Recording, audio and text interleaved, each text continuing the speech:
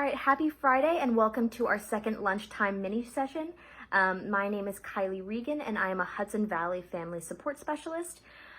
Today I will talk to you all about blocked care and blocked trust. And I think we need to be especially mindful of blocked care with our kids during this COVID-19 pandemic, this heightened period of social distancing from the outside world, but also this increased period of family togetherness, all the positives and the challenges that come with that.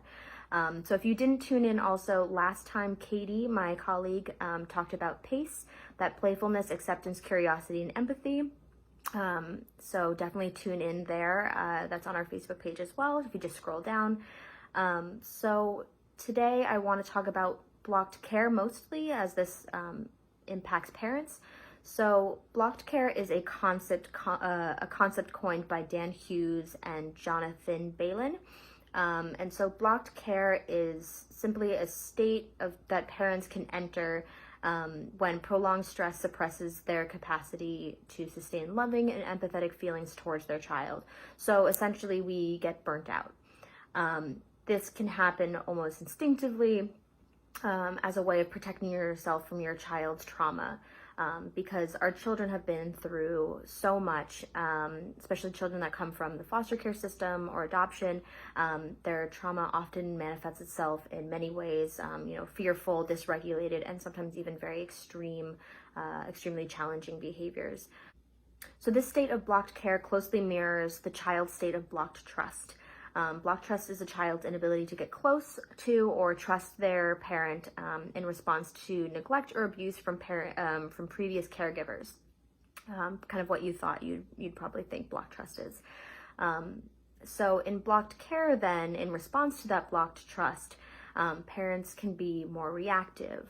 They can respond more just to the problem at hand, what they're seeing, the child's behavior, their outward kind of expression of their deeper kind of emotional struggles, and maybe not getting kind of into those deeper emotional struggles. And the attention ends up getting pulled more towards the more negative aspects of the child, or the negative actions, I should say. So parents often in this end up questioning their own personal qualities and parenting abilities, and they can find themselves feeling ashamed or embarrassed by their child's behavior. So according to Dan Hughes, there are 4 different types of blocked care. So there's chronic, child-specific, stage-specific, and acute.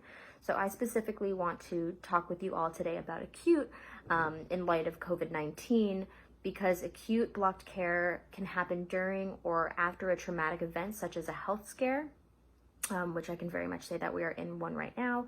And this can make it more difficult to feel close to our children and remain attuned to their internal experiences. All right, so I want to talk a little bit about some of the signs that you might be in blocked care.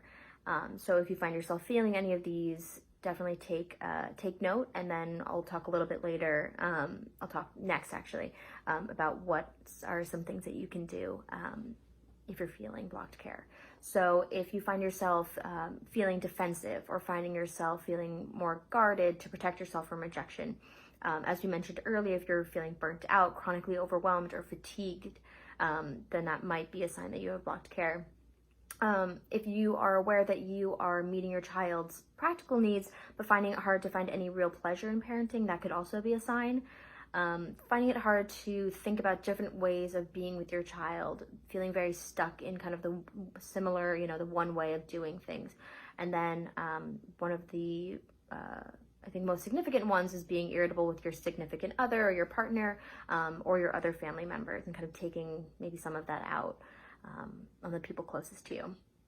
So what can we do when you find yourself exhibiting some of these behaviors? What are some concrete things that you can do to get yourself out of that state? So I think first and foremost, learning what your vulnerable spots are from your own upbringing, and understanding your own history, your own values when it comes to parenting, and it might help lower some of your chances of being defensive and reactive with your child.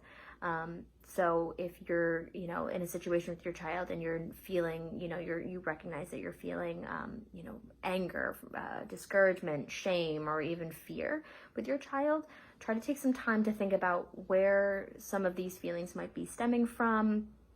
And if it's not something that you feel you can do by yourself, definitely seek the help of a therapist, possibly a therapist who's familiar with attachment and trauma, and can help provide the space for you to figure out why you're, responding in these certain ways.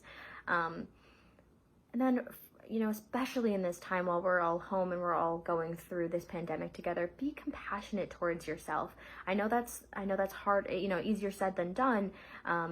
But, try to know that you're doing the best, the very best. And, if your friend was going through a similar situation, try to think about how you would respond, and encourage that friend, and do that to yourself if you can. And this is something that I read that I think is a really helpful tool when we're in those moments with our children and we're having a tough time, thinking big picture, taking a big picture approach and thinking about, all of those gradual changes that might have happened in our child's life, that might have happened for our children over the years, but that we necessarily don't, think about all that often, and recognizing all of those those successes, and kind of helping keep hope alive and knowing that you're really doing a lot. And then kind of last point here is self-care, which we all know is very important, but I think oftentimes we think of self-care as, single events. We can think about it, I'm going to, go self-care, and I'm going to, go to the spa, or I'm going to go,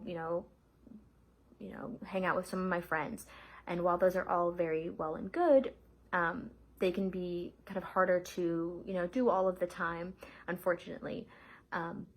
But if you find little ways to do self-care throughout your day, or even day to day, that's something that I think will really help sustain your feelings of self-care over the week. So think about things like making your bed in the morning.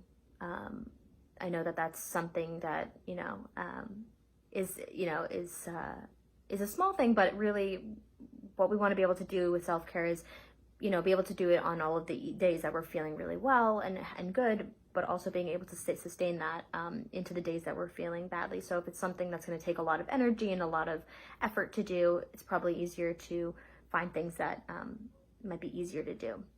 So thinking about making your bed, so what I try to do is I know that my mood will completely change if I don't take a shower in the morning.